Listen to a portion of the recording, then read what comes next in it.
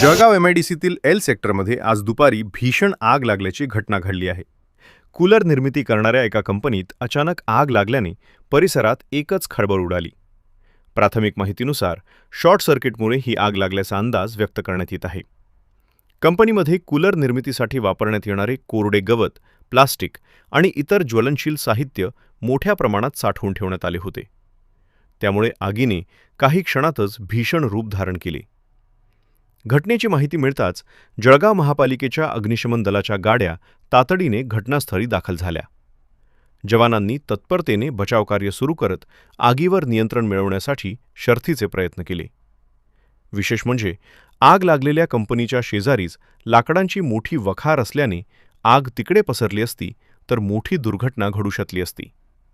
मात्र अग्निशमन दलाच्या सतर्कतेमुळे आणि वेळीच केलेल्या प्रयत्नांमुळे संभाव्य अनर्थ टळला.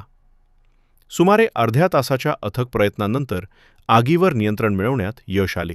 जय इंडस्ट्रीज म्हणून आहे माझा. कूलर, लोखंडी प्लास्टिक कूलर बनवायचा माझा व्यवसाय आहे.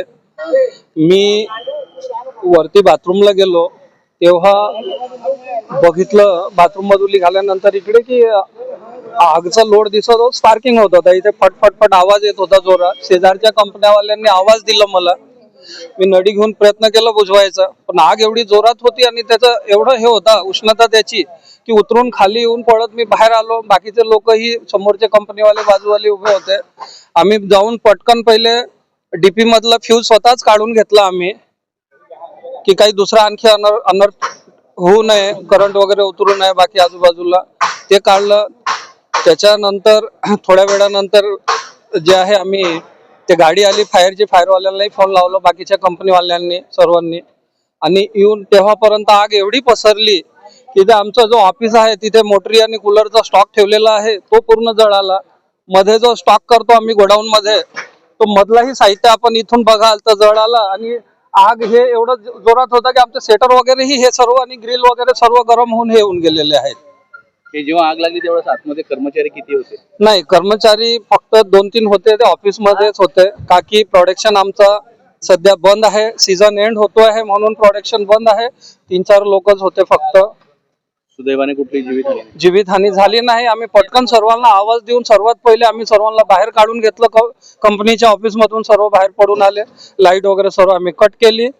अंदाजे किती नुकसान झालं असेल तुमचं? नुकसानचं तर आता मी काही सांगू शकत नाही परफेक्ट. करोडो रुपयाचा माल इथे पडलेला होता माझा, पण आता सध्या सांगता येणार नाही जेव्हापर्यंत मी पूर्ण बघणार नाही. तरी अंदाज असं अंदाज आता काही सांगता येऊ शकत नाही सर मला, कारण की बघा करोड रुपयाचा माल होता माझा पण, आणि जळालेला आपण बघता इथे ऑफिस पूर्ण खाक झाला. ऑफिसला मटेरियल मधलाही मटेरियल जळालेलं आहे.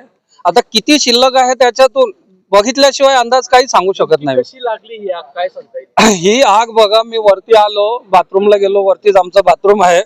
तिथून बाथरूम मधून निघालो तेव्हापर्यंत बाहेरच्या कंपनीचे लोक आवाज देत होते. बाहेर आमच्या समोर मसाला कंपनी आहे तिकडचे लोक.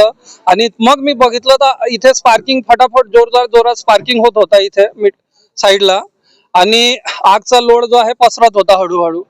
मी वरती नळी ठेवलेली आम्ही बुजवायला प्रयत्न, पण तिथून आम्ही पडत खाली येऊन लाईट वगैरे कट केलं सर्व.